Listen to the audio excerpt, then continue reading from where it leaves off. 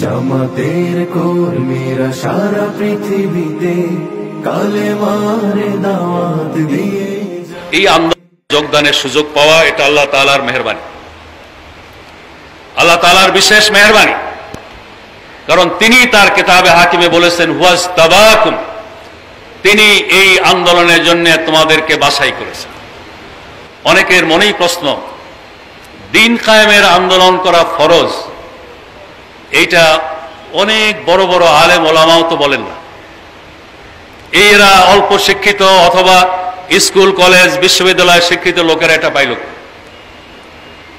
আসলে এই দিন কায়েমের আন্দোলন কোন শ্রেণী বিশেষ গোষ্ঠী বিশেষের জন্য কোনো ঠিকাদারি নয়।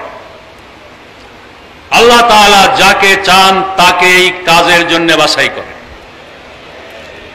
এবং আল্লাহ যাদেরকে এই কাজের জন্য বাছাই করেন তাদের প্রতি আল্লাহ সুবহানাহু ওয়া তাআলার রহমতের দৃষ্টি নিক্ষিপ্ত হয়।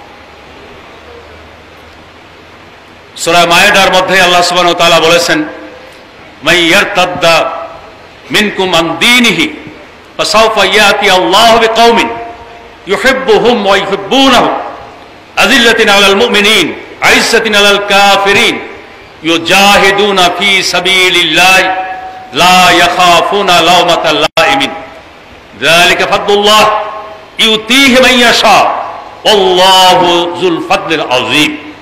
এখানে দুইটি বিষয় আমি দেখি। একটা হলো দিন কায়েমের আন্দোলনে কারো ঠিকাদারি নেই, স্থায়ী ইজারাদারি নেই। যারা এই দিন কায়েমের আন্দোলনের সুযোগ পায় তারা যদি এর হক আদায় করে, আল্লাহ তাআলা যতদিন তারা হক আদায় করে এর উপরে রাখেন। যদি হক আদায় করতে ব্যর্থ হয় তাদের পিছে হটিয়ে দিয়ে অন্য কাউকে সামনে আনে। তাদের পরিচয় বলতে গিয়ে এক নম্বরই আল্লাহ বলছেন ইউহিব্বুহুম, আল্লাহ তাআলা তাদেরকে ভালোবাসেন। এটা আমাদের জন্য বড় আবেগের কথা। ইকামতে দ্বীনের ফরজিয়তের অনুভূতি তারাই লাভ করতে সক্ষম হয় যাদের প্রতি আল্লাহ তাআলার রহমতের দৃষ্টি পড়েছে, সেই সাথে তারাও আল্লাহকে ভালোবাসে। তারা আল্লাহর পথে জিহাদ করে, কোন নিন্দুকের নিন্দা, সমালোচকের সমালোচনার ধার ধারে না।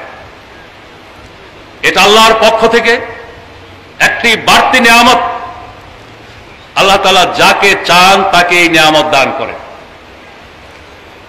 এই দৃষ্টিতে ইসলামী আন্দোলনের অংশগ্রহণের সুযোগ আল্লাহ তাআলার পক্ষ থেকে একটি বাড়তি মর্যাদা, কিন্তু সেই সাথে এই মর্যাদা রক্ষায় ব্যর্থ হলে এর পরিণাম পরিণতিও কিন্তু ভয়ঙ্কর।